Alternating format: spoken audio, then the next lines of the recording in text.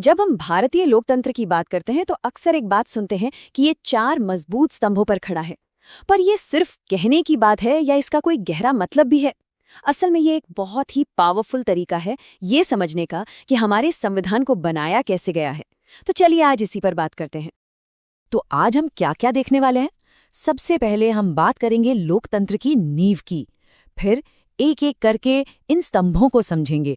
जनता की आवाज यानी विधायिका, फिर शासन चलाने वाली कार्यपालिका, हमारे अधिकारों की रक्षक न्यायपालिका, और आखिर में वो खामोश स्तंभ जो इन सबको जोड़े रखता है, हमारा संविधान।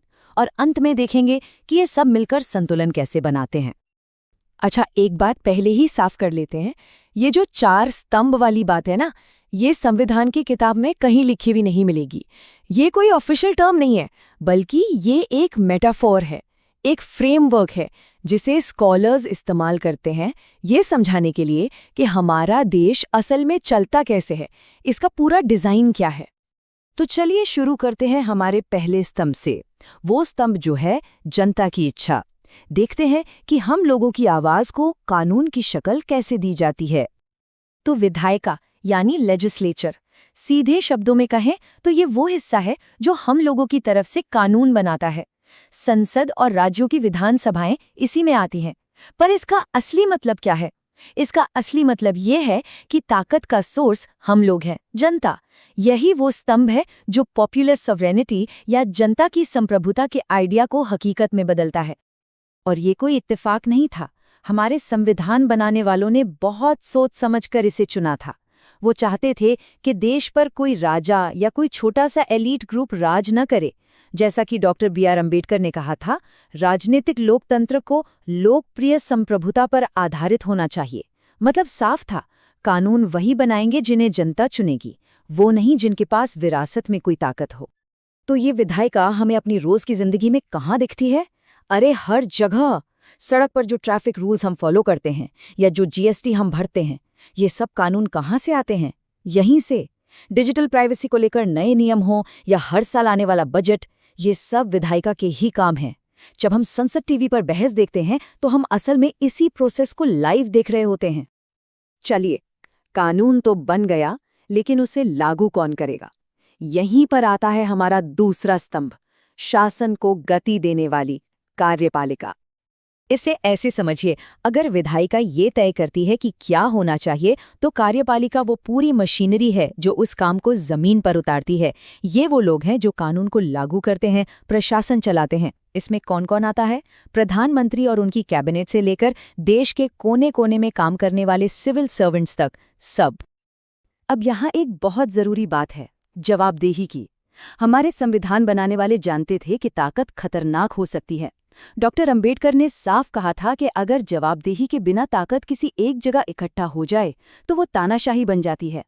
और ठीक इसीलिए भारत ने संसदीय सिस्टम को चुना, ताकि सरकार यानी कार्यपालिका हमेशा संसद यानी विधायिका के प्रति जवाबदेह रहे। और कार्यपालिका का काम तो हमें हर दिन हर जगह दिखता है।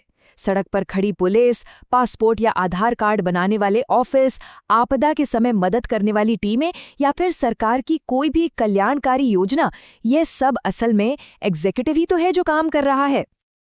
ठीक है, तो कानून बनाने वाले हो गए, उसे लागू करने वाले हो गए। पर अगर इन दोनों में से कोई अपनी ताकत का गलत इस्तेमाल करे तो? यहीं पर आता है हमारा तीसरा और सबसे अहम स्तंभ, हमारे अधिकारों का संरक्षक न्यायपालिका। न्यायपालिका मतलब सुप्रीम कोर्ट, हाई कोर्ट और बाकी सभी अदालतों का एक पूरा सिस्टम। लेकिन यहाँ सबसे जरूरी शब्द है स्वतंत्र, इंडिपेंडेंट। ये फैसला बहुत सोच समझ कर लिया गया था। बनाने वालों ने वो दौर देखा था जब आज़ादी की लड़ाई में बहुत नाइंसाफी हुई थी। वो चाहते थे कि एक ऐसा सिस्टम हो जो किसी भी सरकार या ताकतवर इंसान के दबाव में आए बिना सिर्फ संविधान और हमारे अधिकारों की रक्षा करे। और जानते हैं सबसे कमाल की बात क्या है? ये स्तंभ एक आम इंसान को कितनी ज्यादा ताकत देता है। डॉक्टर अंबेडकर ने तो आर्टिकल 32 को, यानी हमारे संवैधानिक हक की रक्षा के अधिकार को, संविधान का दिल और आत्मा कहा था। पता है क्यों? क्योंकि ये वो ताकत है जो हर नागरिक को सीधे सरकार को, यानी स्टेट को, अदालत में चुनौती देने का हक देती है। तो जब हम अखबारों में पढ़ते हैं कि किसी PIL यानी जनहित याचिका पर सुनवाई हुई या कोर्ट ने बोलने की आज़ादी को प्रोटेक्ट किया या किसी ऐसे कानून को रद्द कर दिया जो संविधान के खिलाफ था, तो असल में हम इसी स्तंभ को काम करते हुए देख रहे होते हैं। ये हमारी ढाल है। तो हमने 3 स्तंभों की बात कर ली, विधायिका, कार्यपालिका, न्यायपालिका। पर एक चौथा स्तंभ भी है, और ये सबसे अलग है। ये कोई बिल्डिंग नहीं है, कोई संस्था नहीं है। ये एक आइडिया है, एक खामोश स्तंभ। पर एक सवाल उठता है, क्या होगा अगर कोई एक स्तंभ बाकी सबसे ज्यादा ताकतवर हो जाए? इन तीनों को कंट्रोल में कौन रखता है? इस पूरे स्ट्रक्चर को गिरने से कौन बचाता है? इसका जवाब है चौथा स्तंभ, कॉन्स्टिट्यूशनल सुप्रीमेसी, यानी संविधान की सर्वोच्चता। ये एक सीधा साधा लेकिन बहुत पावरफुल आइडिया है कि इस देश में कोई भी, चाहे वो आम नागरिक हो या खुद सरकार, कोई भी संविधान से ऊपर नहीं है। कानून सबसे बड़ा है। यही वो खामोश स्तंभ है जो बाकी तीनों को उनकी हद में रखता है।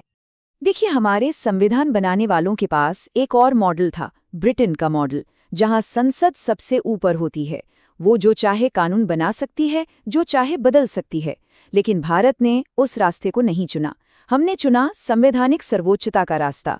मतलब यहाँ संसद भी संविधान के दायरे में ही काम करेगी। ये एक बहुत बड़ा और सोचा समझा फैसला था। तो ये चौथा स्तंभ हमें एक्शन में कब दिखता है? जब अदालतें सरकार के बनाए कानून या किसी संवैधानिक संशोधन की भी समीक्षा कर सकती हैं। जब हमारे मौलिक अधिकार हमें किसी भी तरह की ज्यादती से बचाते हैं। और सबसे बड़ी बात, जब हर चुनाव के बाद बिना किसी हंगामे के सत्ता एक पार्टी से दूसरी पार्टी को ट्रांसफर हो जाती है। ये सब इसी खामोश स्तंभ की वजह से मुमकिन है। तो अब तक हमने चारों स्तंभों को अलग अलग समझा। अब देखते हैं कि ये सब मिलकर एक बैलेंस वाला सिस्टम कैसे बनाते हैं। ये कमाल का सिस्टम है जिसे चेक्स एंड बैलेंसेस कहते हैं। देखिए, विधायिका कानून बनाती है, लेकिन वो कार्यपालिका पर भी नजर रखती है। कार्यपालिका कानून लागू करती है, पर वो विधायिका के प्रति जवाबदेह है। और इन दोनों पर नजर रखने के लिए है न्यायपालिका। और इन तीनों के ऊपर कौन है? वो चौथा स्तंभ, हमारा संविधान। लेकिन ये पूरा बैलेंस सिर्फ नियमों और कानूनों से नहीं चलता। इसे चलाने के लिए एक और चीज की जरूरत होती है, संवैधानिक नैतिकता। ये एक सोच है, एक विश्वास है कि जो भी सत्ता में है वो अपनी ताकत का इस्तेमाल मनमाने ढंग से नहीं, बल्कि संयम और संविधान के सम्मान के साथ करेगा। तो ये सारी बातें आज इतनी ज़रूरी क्यों हैं? क्योंकि आज जब हम फ्री स्पीच, फेडरलिज्म या जुडिशियल इंडिपेंडेंस जैसे मुद्दों पर बहस सुनते हैं ना, तो असल में हम इन्हीं स्तंभों को एक दूसरे के साथ अपनी अपनी जगह के लिए नेगोशिएट करते हुए देख रहे होते हैं। और ये सिस्टम ऐसे ही काम करने के लिए बनाया गया था।